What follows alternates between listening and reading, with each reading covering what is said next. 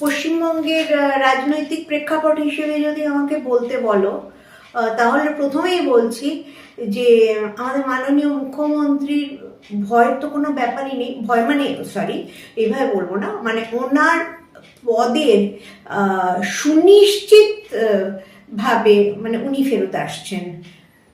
ওনার পদের কোনোভাবে কোনো রকমের ক্ষতি হওয়ার কোনো সম্ভাবনা নেই।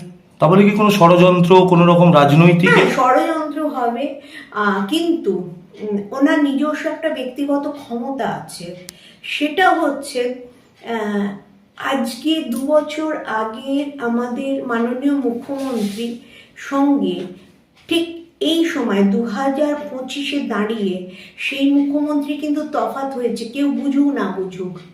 গ্রহ নক্ষত্র পট পরিবর্তন করে এবং যত দিন যাচ্ছে এই মাননীয় মুখ্যমন্ত্রী সম্বন্ধে বলছি আমি, ওনাকে মাননীয় মুখ্যমন্ত্রী বারবার করে আমার বলা উচিত না, তবে এই ভদ্রমহিলার একটা গড গিফটেড ক্ষমতা আছে।